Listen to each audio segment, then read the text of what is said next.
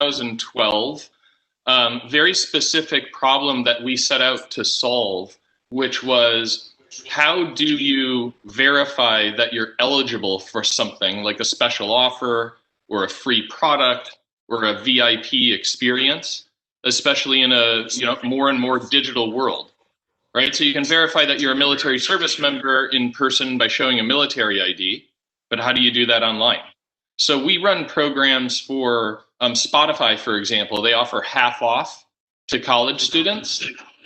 And we're the verification engine that makes sure that you're really a college student so that they don't experience fraud. And as a college student, you have a super smooth and seamless experience. Bob and several brands are customers of SheerID. And we help them make special offers to very specific groups and basically say, thank you for your service. Thank you for what you do in the community. Everyone from nurses and physicians to first responders, students, teachers, and the list goes on and on.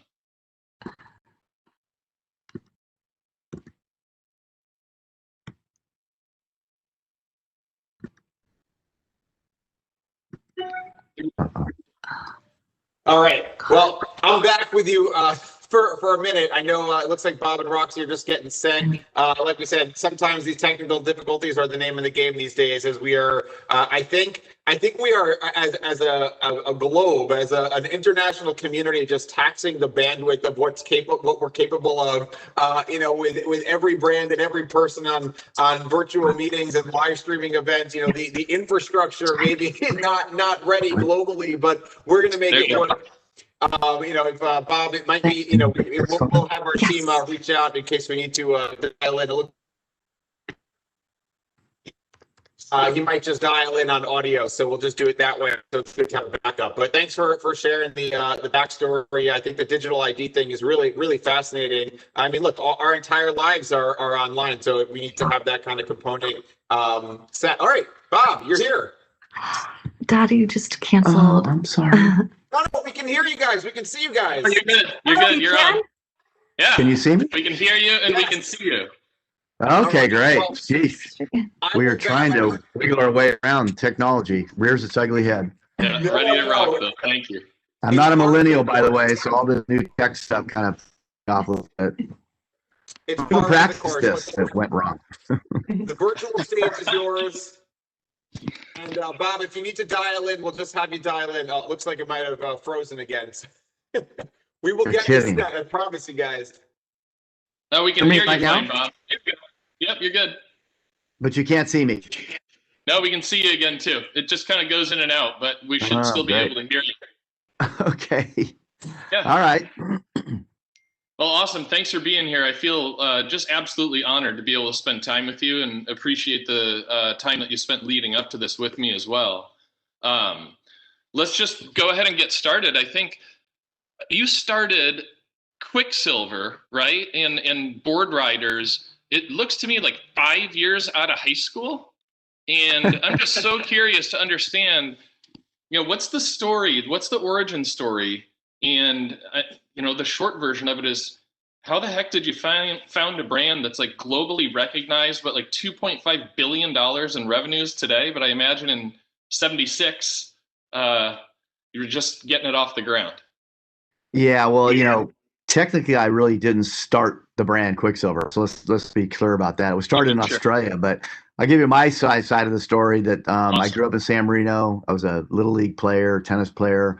Landlocked, but I got down to the beach quite a bit as a young lad and learned how to surf and just enjoyed the ocean, sand between my toes, the sun, the art of surfing, sort of that walking on water thing that mesmerizes most people when they, get their first surf session, whether it's at Waikiki or in a wave pool or whatever. But it's an amazing sport. So I got hooked at a very sort of like elementary school kind of a thing, and started making my own homemade Super 8 surf movies. I went up down the coast and filmed first my friends, but when they weren't good enough, I started filming other good surfers out in the water, and then I started traveling. So I really got out and around and traveled quite a bit.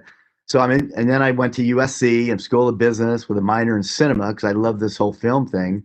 But in school, I went on on the World Campus Afloat boat, the semester at sea thing. Yeah. And one of our stops was Bali. And so in Bali, in 1973, on the World Campus Afloat boat, I met Jeff Hackman, who's a very famous surfer, and of course filmed him a lot on the trip. I met him, and I met my future bride, who was a traveling sort of tourist from New Zealand, Annette. We've been married for 40 years now. So Wow. the travel thing was really important to me. But anyway, got back to USC, finished school, but in the meantime, because I met Jeff, I started going over to Hawaii and hanging out with him on the North Shore. He's one of the most famous surfers ever in the world. Yeah, pioneer. So, we hung out quite a bit, and we started talking. He knew about these board shorts coming out of Australia called Quicksilver, and at the time, it was in Torquay, Australia, very southern coast of Australia. Little tiny sort of cobbler maker making these board shorts, and every good surfer would come down to Torquay once a year and surf the Bells Beach contest. And this guy would give each surfer a pair of custom-made, homemade, in the back of his garage board shorts. And of course, these board shorts went around the world after that because they're all the best surfers. And all of a sudden, you could see these strange things coming out of Australia called Quicksilver board shorts. Jeff knew about this. He was a surfer. He went down there and he started talking to me about this whole concept of us being business partners. He knew the guy in Australia. We could get the rights. We could bring the brand back here and we could launch a business.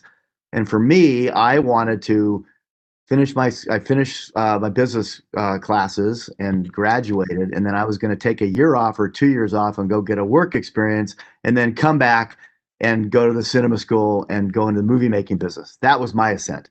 So when we decided to do the Quicksilver project as a 1-year project, all the stuff I learned at USC about launching a business plans, cash flow statements, inventory control mechanisms, blah, blah, blah, blah, blah. I didn't do any of it because all we were going to do was import these shorts from Australia, go up and down the coast, sell them. 1 year is going to go by, and I was going to wipe my hands of it and go back to graduate school in business with a cinema minor. So, so anyway, we got the brand. We came over here to California. We started making the shorts locally here in Southern California. We got in my car, as I said a minute ago, went up and down the coast, sold the board shorts to the surf shops. We became famous kind of overnight because the surf shops really only carried surfboards, wetsuits, t-shirts, wax. First $10 they made, each day they go get a 6-pack of beer, and that was just about 1,000 square feet. And so we were sort of at ground zero for surf industry, for the culture, for the lifestyle, whatever. Certainly not, beginning, but we came along at a time that was really good timing because it was ripe for products to build these surf shops up. And our concept was just to make these hardcore shorts, sell them in a hardcore place, surf shops, and only to a hardcore audience, which was the core surfers. And just kept aligned like that, you'll be fine forever. 2 years went by.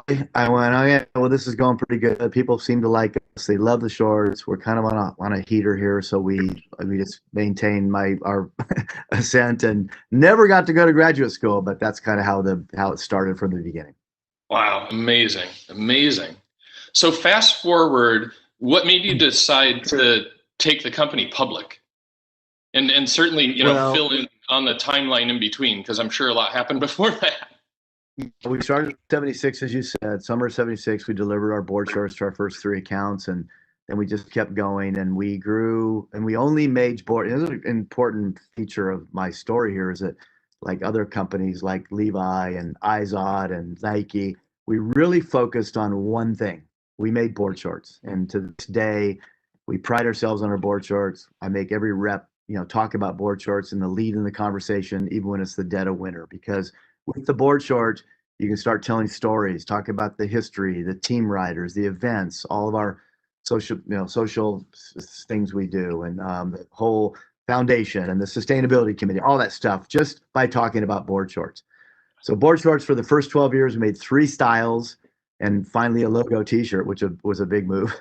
3 styles of board shorts. We got up to about $2 in sales in our first 12 years. And for me, it's like everybody told me that these apparel brands only last for about 10 years. Then they fall off a cliff. It's a horrible world of garmentoism. All these people are going to kill you, steal from you, rob you, whatever. I had a family by then. I was married and had my first child. So I just thought going public is just for us was just a different way of financing the company because Uh-huh. we needed money to grow. We didn't have it ourselves. So we went public in 89, and we raised about $20 million in the public offering. And for me, that was a way to take some money off the table. So at least my family was sort of set for life kind of thing. And I wanted to get some other employees we had who were very valued into the company in terms of stock options and those kind of mechanisms. And we wanted to bring some more people in to help us grow. And sure enough, after the offering, we grew from $12 million to $100 million in like almost in like 3 years. So it really did help us launch and go big. And from that standpoint, we sort of never looked back. Were there points in that super, super fast growth where it felt like the wheels were coming off? You know, we brought in people that knew about traditional distribution, and I'm not talking about like whole stores, but just more mall stores. There was a department store or two we wanted to open up that wouldn't impact our core dealership, our core accounts. And we also brought in other people that could help us design more products. So from that point, after board shorts, we got into winter wear, which was pants, shirts, mildly warm, cold weather jackets, accessories, all that stuff. And we just took off like a rocket ship because the brand had become really popular and sort of famous for board shorts. And surfing was starting to launch with the tour and being transmitted across the nation and media. And so the sport, the culture, the lifestyle, and our brand all were sort of simultaneously lift off. And we knew we needed that money to grow because there was other competitors at that time, and they were also ascending and doing quite well also. So it was sort of a race then at that point to stay competitive and keep growing in our own way. There was brands like Gotcha around and Stussy and Jimmy Z's and Maui and Sons and all that. And so we needed to keep pace with all that. Yep, totally makes sense. All right, shifting gears a little bit, you're known for, and team and brand for conservation of the ocean. And you started the Quicksilver Foundation. Can you tell me about what the process was to form that and what the drive was in terms of giving back? Yeah, I think we sort of fast forward to a lot of years there, but from the time we grew to, call it 100 million, and then there was a big setback and let's see, it was about 1990, I guess. Everybody had grown quite large in the surf industry because of neon and a few other things.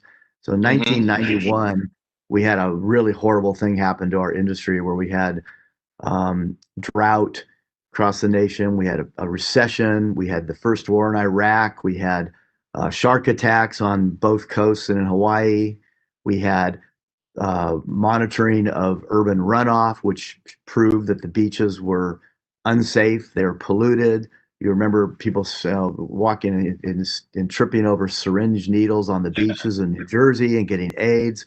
We had all of a sudden they're measuring the ozone layer and finding out we don't have one. So therefore there's skin cancer, don't go in the sun. So all of a sudden in 1991, we had this all out thing about how don't go in the water, you get bitten by a shark, or it's polluted, you'll go in the sun, you get skin cancer, and neon died all in the same year.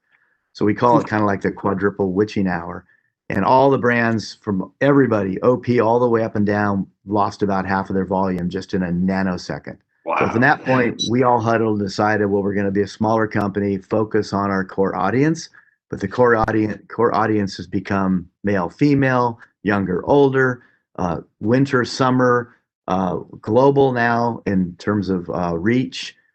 We needed to be in retail stores instead of just wholesale business. So we made all these moves in 1991. This is when we launched Roxy, as for instance, to be in the women's market. We bought a company called Mervin to be in the snowboard market with hard goods. So we could match our soft goods to that. We bought a company in another year, like DC, which was a shoe company, and into skate. We started a boys business, which is a huge business for us today, boys and kids.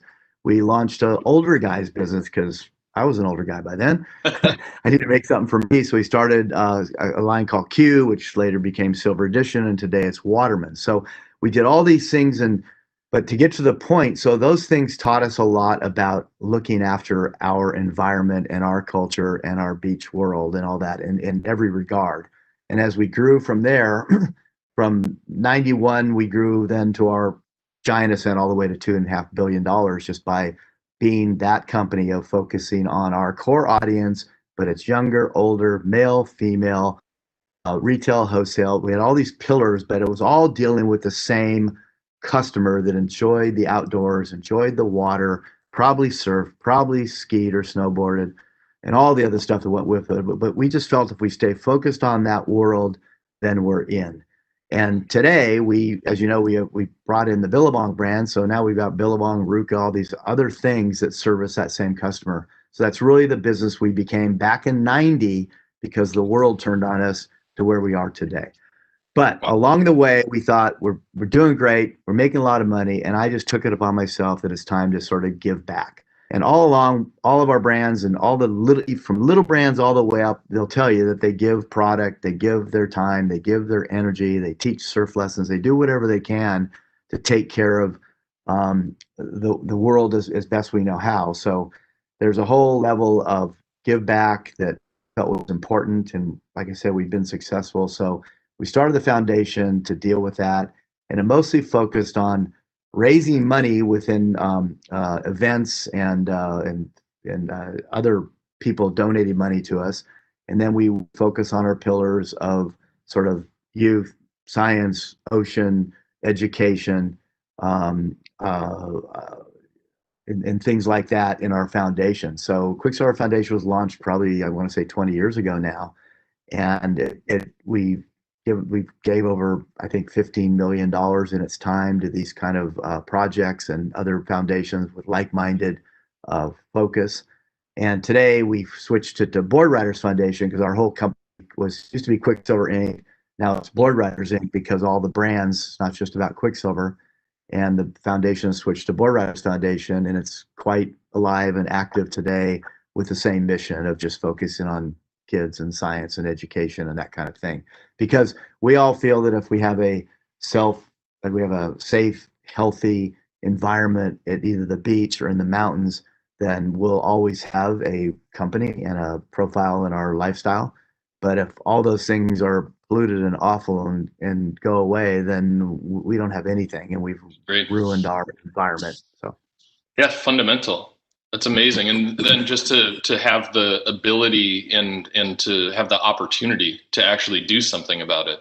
It's fantastic. Yeah. Thank you. And we have a lot of people here that are part of the committee, and we donate our time all the time. I sit on a couple other boards, the Wrigley Institute and the Ocean Institute in Dana Point, and I do a lot of work for the Long Beach Aquarium. So it's not only just our money that we give away, but we also give away our time and the tons of product to to schools and churches and fundraisers and all this sort of thing. If any of my employees come to me with some event or a fundraiser where they need a gift basket or need a shopping code or they need a shopping spree or whatever, we always say yes to all that because we just think it's important on every single level. It doesn't have to be huge stuff like these giant foundations, but I think little stuff and then sponsoring little projects that people are doing where they really care and they really are helpful. We're into more of that, of things that we can see and touch and feel and go visit than we are in these giant things where we're just sticking money into the staff and their building or whatever. We like to see things. There's a lot of overhead and less focus on the mission, right? Correct. Yep. That's Plenty awesome. of examples. Well, thank you. Yeah, thank you, and thanks to everybody for the dedication and just amazing effort there. I want to switch gears a little bit. We were talking last week about this. The rise of so many of these like household name brands and like kind of global CPG companies. Take Coca-Cola or a telecom company or something along those lines, and these just insane marketing budgets that they're able to deploy to continue to win customers and continue to get their brand out there and achieve reach and drive awareness. I thought it was so interesting when you were talking about the marketing strategies that were developed by you and your team, and it sounded like, developed out of necessity, right? Because you weren't buying the, Super Bowl TV ad spots and that kind of stuff. Yeah. Can you tell us about some of those techniques and strategies and the choices that you made? Because I would argue, like, truly pioneer in like influencer marketing, more or less, right? Yeah. Well, when we first started, we obviously didn't have any money to do large scale traditional marketing. So our idea was just, and this is before we even put our first ad into like Surfing Magazine, which would have been the obvious first place to go in our world, have an ad in the magazine, but we couldn't even afford that for a couple of years. So we just, Jeff and I would get in the green Volkswagen van every day, and we'd go up and down the coast, peddling our board shorts out of the back of the van to the surf shops. And so that in itself was a sort of a traveling mission, a traveling roadshow, if you will, of sort of pop-up store, show up at the shops that were growing now because all these us and other companies are delivering products now. So they started, gaining more market share, more real estate, whatever. But we'd show up, we'd drop off the shorts, and we'd hang out and we'd talk to customers and all that kind of like boots on the ground thing. And then of course all the surf shops are in all the surf places up and down both coasts, the West Coast, the East Coast, a little bit of Texas, and then Hawaii, of course. And we would just went through Jeff and through the retail stores, we would know who the best young surfers were at the beaches. So we'd find those guys, and of course they wanted to meet Jeff Hackman. They didn't want to meet me, but I was the business guy. But they met Jeff, and Jeff would spin his yarns. He's the greatest storyteller ever. And we'd hang out with him. We'd go down and watch him surf. We'd hang out. Some of these contests we'd go to, we'd hand donuts and coffee to the parents and watch the kids surf. And then we would just kind of bring him into the beach and sort of get him in a huddle and annoy him like, hey, you're the guy here. We're going to give you free board shorts and we're going to keep you in the gear. And they loved it. So every, beach, at every up and down the coast, we'd seed the hot surfer, and then they've got 10 friends and they've got 10 more friends and 10 more friends. So next thing you know, it was like we didn't know, but that's basically what social media is today. And influencers and all that kind of thing, but they just didn't have a name for it. We still do that today. We rely largely on our team riders all around the world, and not just for surf or skate and snow and mountain and, bike, hike, whatever, climb. We really rely on our events that we seed. And so it's very much a core attitude towards our marketing mission, because just like I said a little while ago, if we focus on the core customer, all these sports and activities, younger, older, male, female, and we focus on delivering it to the places where those core customers would expect to find it, which is the surf shops, snowboard shops, skate shops around the world, which there's many, and our own retail stores, which now we have about 1,700 of them. So now and then obviously, if we keep the thing connected with the core customer, buying in a core environment, and doing core marketing, then we think we can just live forever.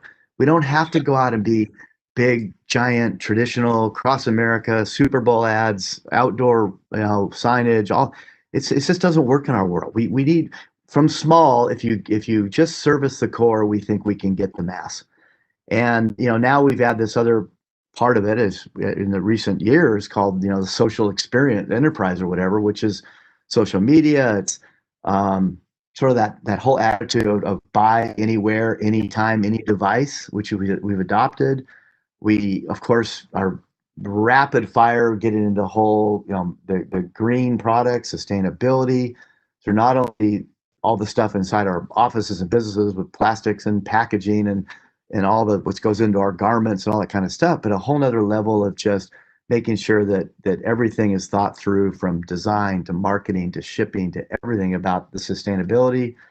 And we have our give back sort of area in the foundation, all the the influencers and tastemakers and the collaborations we're doing with other brands that bring that to the table, which I can give you more examples. That's just so the cool. apps, it's just a whole different level now with the social enterprise, we call that. But so between traditional and out over here, which we just talked about, servicing the core, and then this more stuff that you have to do in today's world, we feel like we're pretty geared up with our marketing activities. Yeah, and I think just so true to the community and so authentic, right? In the early days, obviously, because you couldn't do anything, crazy global, right? But just to not lose those roots, I think just have so much respect for the brand and the culture that you've created. It's amazing. Well, our 9 brands all focus on the same thing, which is great. And we got off track years ago. I'll call it 10 years ago now, with when we bought the brand, which still in the outdoor space, still within our wheelhouse, but it was a step too far in terms of being not really associated with what our values were with surf and skate and snowboard and all that. It was more of a ski thing.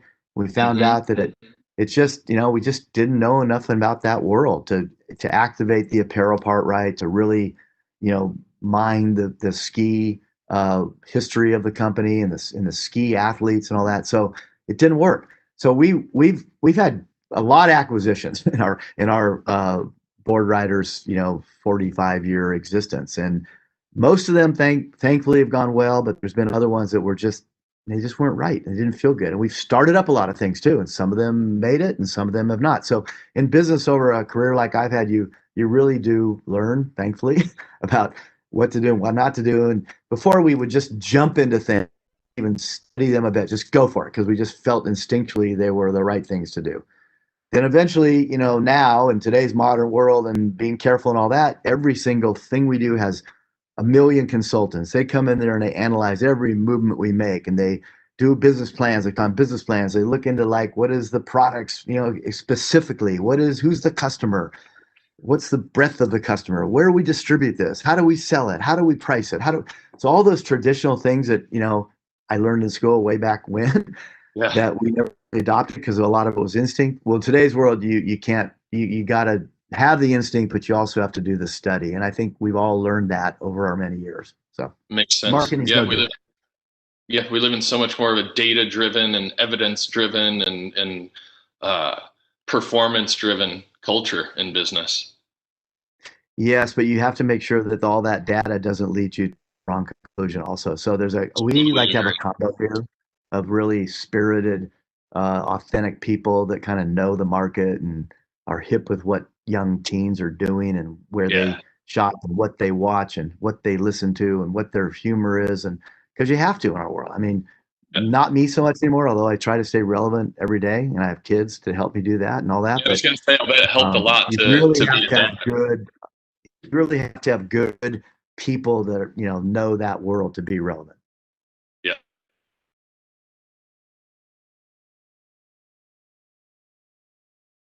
You with me, Jake? Hello. Hello. Bob. Hello.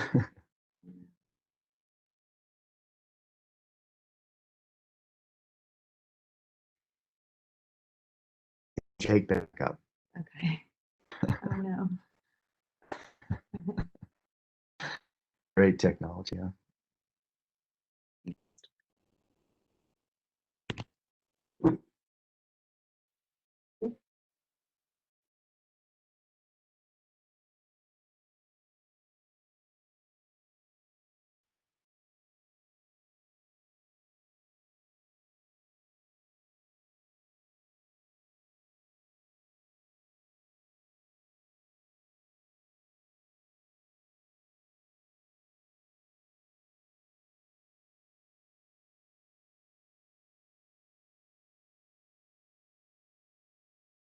Hello?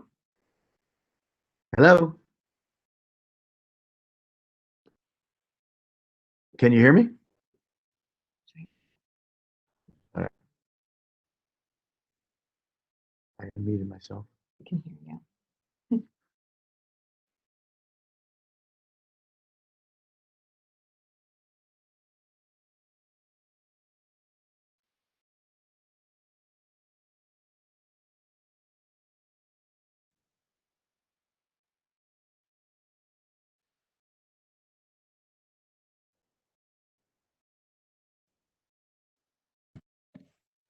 Hello? Hi, Bob. Hey there. Hey there. Can you hear me okay? I can.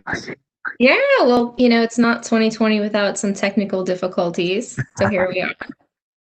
What are we Perfect. going to do? Yeah, what are we going to do next year when we can't use that line? I don't know. But just when I thought it was all well, we hear me? Oh, yeah, yeah. I was just going to say we have a Roxy surf contest going on in Maui right now, and it's been shut down because we had a shark attack. I mean, Oh, just when what? you can't think of anything more that can go wrong in 2020, and there it goes. Wow. That's I know. Not nothing to do with us, but somebody in the morning before we were going to have the next second day of the event, some okay. young, not a youngster, but a 50-year-old guy was attacked by a shark near the shore there surfing. So of course Okay. they shut down the whole beach, and now they've just shut down the whole contest. The person is alive, so it's okay. But oh my God. Anyway. Bob, is that I'm out of curiosity, is that something that's happened before, or is that a first time? Yeah, no, we've had three different surfing events in the last, like, call it 3 or 4 years that have been shut down because of a shark attack, like in the water during the heats of a surfing event. Oh, wow. Okay. That's so now there's, I guess, protocol since it's happened a couple of times here. Yeah, a lot more shark activity, unfortunately, right now. Yeah, absolutely. Are all of your I know while the team's getting the tech worked out here, are all of your competitions generally in one time of the year? Or do you guys spread them over the course of the year? Well, there's the WSL World Surf League runs our competitions, the big Okay. scale to deem a world champion, and we run pretty much year round. There's kind of like a 3 month break, but they go from sort of April to December. And they're Okay. spread out all around the world. There's a kind of a circuit that follows, the surf is those times of year and the weather and all that. Kind of a loose circuit, but it's relevant because we get a world champion every year, which is important. And do you go to all of them, Bob? I'm back, by the way. Hey, Hey. you're back. No, I go to the Quicksilver and now probably the Billabong events and the Roxy events. But they're spread out. They're kind of, but what, we end up traveling quite far to go to these events. Like, so Roxy events were in Australia. We used to do a big event in Hawaii, and there's a couple in France. So it gets us around pretty good. And then it just turns into meetings and visiting stores and talking, staff and all that when you're there. So it's a great loose way to get out and around. Yeah, some business and some pleasure too, I imagine, right? Yeah. Awesome. So I wanted to ask one last question, and then we're going to open things up for Q&A. But over all these years, all these experiences, and we have this great audience here who's been listening. What wisdom do you have? Advice do you have for people starting their careers off? And then what about folks who are kind of midway through their career and are trying to take things to the next level? Yeah, well, I would speak to everybody sort of like they're an entrepreneur. I mean, like I was, but I think if you're stuck in that entrepreneurial body and you want to do something, that's progressive and you're on your own, whatever, it's great. You should go for it. But I'd give you a couple of, milestones. One that I would be sure that your product or service or whatever it is truly unique. I mean, there's so much stuff out there. So try to find something really unique, and it could be unique being a copy of something else, but being cheaper, being better, being different, whatever. Doesn't have to be a solely first thing, but really, and then do a lot of work to build your confidence up about that. Study like how much it's going to cost to bring this thing to market. Um, what's involved with the production of that thing or the service of that thing in terms of where do you get it made, or what is it, what's it made out of, and then do a careful costing, and then analyze, like I said, where's it going to be sold, who's your customer, what's the price point, do all that work.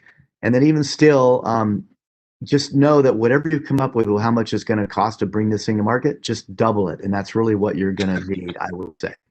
Yeah. And also, I think that if you have something and you're ready to go, like, don't wait for the right time of year or the right marketplace. Just go, get it going, get it in the marketplace, launch it, whatever, because you don't know how many other people are right behind you that might, while you're stalling around thinking you got to wait to some specific time point, that might jump ahead of you. That's number one. Number two, I would say that if you really got all that, I would go find a company that makes something similar and go to work for them for a little while and learn a dollar, because you're going to get in there and learn a whole bunch about this widget or this product or this thing, and you can do it on somebody else's dime. A whole learning curve you can go through. So when you're ready to launch, you probably avoid like half of your mistakes. So I would suggest that. And the people who you work for, I mean, just tell them, just, hey, I'm here as a learning experience because I really want to do this. And a good CEO will see that and admire that. And I've had plenty of those at Quicksilver, trust me. The third thing I would say, some American life, careful about partners. I mean, I've had good partners, I've had bad partners, but if you don't need a partner, do it on your own for as long as you can. Bring in money from banks, the rich uncle, your family, whatever, before you go bring in a partner for money or bring in something else, because I've seen so many partnerships go sour within the first 12 months. It's unbelievable. So if you have somebody that you want to bring in with you, bring them in as an employee and give them that opportunity to earn their right into partnership in a year or two, because just be careful of that whole world about partners. And I counsel that a lot. That's great. Excellent advice. Thank you. Okay, questions are coming in. Number one, I love this one. What's your inspiration behind the Roxy brand? Well, my daughter Roxy is sitting right here in this office in front of me right now, so she was really my inspiration. But no, what happened is the world was, it was, the surf world was all about male dominance and male. Everything was male. You go in the surf shops, all board shorts and t-shirts and wetsuits, all made for men. And with Title IX coming along in the late 80s, there was this whole thing about how the girls didn't want to just watch their boyfriend surf or watch their boyfriend go snowboarding. They wanted to get out there and do it and try it themselves. So we saw this empowered woman coming along through Title IX and all that. And so we thought, hey, there's an opportunity here. And everybody we talked to, even in the company and outside the company, said, don't do it. You can't do women's. If you're a male company, you can only stick to male because it doesn't work. And we just sat around and thought, well, that's because they probably didn't do it right. So we sat in a war room and talked about Roxy for days and days and days. And we went through this stuff I talked about earlier. We talked about the product and who's supposed to go, all that stuff. And we started designing. We thought we should start Roxy like we started Quicksilver, in the water. So the first thing relevant for Roxy would be bathing suits. So we brought in a designer. We started working on bathing suits. That's what we launched with. And the name Roxy, very interesting. We had this chalkboard in the war room about every day we'd meet about this new brand. And we had this chalkboard. We had like 100, we had everybody in the company come in and submit names, Roxy or Quicksilver Femme, Quicksilver Girl, Quicksilver Chick, all these, we had everything, 100 names. And Roxy was up there for the longest time. And every day we'd come in, we'd erase about 10 names, erase. And finally it came down to about 5 left over. And Roxy was one of them. And we had our legal department go look at the name Roxy, and everybody in the world had the name Roxy registered except for us. So I came in the group and I said, we can't call it Roxy. We can't register it. We can't use it. And by the way, I don't want this ego thing about naming the brand after my daughter. Everybody's going to know it's. And so anyway, we were running around again. And then Annie Kwok, guy that worked for me for a lot of years in our marketing department, came in one day, shut my office door and said, Bob, we're calling it Roxy. We've decided as a group. It's a great name. It's the retro theaters across America. It's the nightclub in LA. It's a girl guy kind of a name. It's sexy. It's got 4 great letters in this Generation X vocabulary. And the X and the Y are very strong. You can go ROXY. It fits on branding. It just convinced me that it was the right thing. And I go, okay. And he walks out the door, shuts the door. Right before he shuts the door, he goes, well, we'll really name it after your daughter, and shuts the door. So it was super funny. But anyway, so we called it Roxy. And if you go way back to when we first launched it, we had to launch it Quicksilver Roxy with the Quicksilver logo so that we could register it as a unit. And as we gained fame over the time, we started eliminating first the Quicksilver word, and then it just became Roxy with our logo, our Quicksilver logo. And somebody of all places in Turkey put two of our Quicksilver logos together, and it created that heart. And we went, oh my God, where did that come from? That's it. And so Roxy and the heart were born as the years went by, as we cleared the whole runway for owning the name. I love it. Lauren, do we have time for another question? I think we could take one more quick question, and then we'll just, yeah. Sounds good. Let's see then. I've got a few here. Okay, I'm gonna do this one.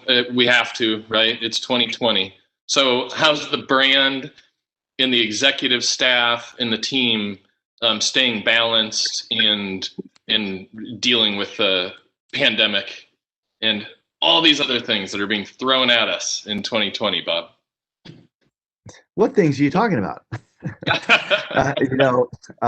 Yes, it's been really tough, especially because this company operates a lot from the heart and from seeing people and in person, walking around the halls and seeing people, greeting them, having sidebar conversations, getting caught up about surf world, retail world, how our stores are doing, how our employees are doing. I mean, we're very much a hands-on, read the tea leaves, look people in the eye and have a social interface. So it's been very, very tough. But we're managing. I mean, obviously, a lot of Zoom calls, which you can at least see people a little bit. A lot of team meetings, which we use a lot too.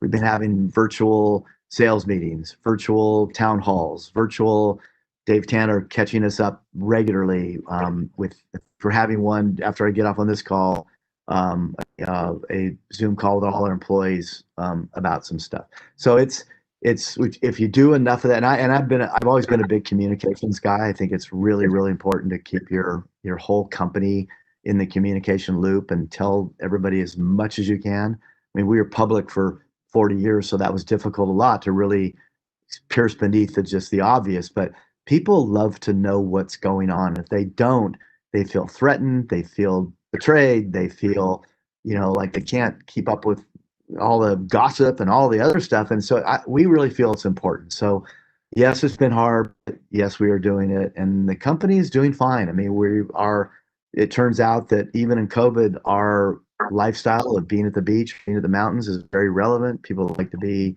family, it's healthy, it's outdoors, it's fun, it's all the escapism sort of things. And as you saw, even when every state locked down everything, surfers just jailbreaked and they went surfing. And they were arrested, they were, fined, they were everything, but it just kept going. And sure enough, once 3 months went by and the early shutdown, the surf shops have just done phenomenally. In fact, a lot of them have claimed it's been their best year ever. Go figure. And I know our e-commerce business and our all in-store, all that stuff is really, really been well. So really the 3 months were awful because in that 3 months, as you can imagine, everybody shuts down when the shutdown happens. So none of our accounts don't take any more goods. We have to shut down all of our work in process. And then there's a total sort of disruption in the supply chain from every single angle. All of a sudden, it's like 3 months is okay. We're back. We want everything. Wow. We go, oh, shoot, so to gear back up, gear down. And so a lot of that takes a lot of people working, and people like to be around other people and, putting their oars in the water at the same time and all that. Now, having said that, I think the productivity might actually be better being away because you can do it whenever you want, day and night. People, a lot of our employees can go home. They can attend to their kids. They can, because the kids need help. Their Zoom calls.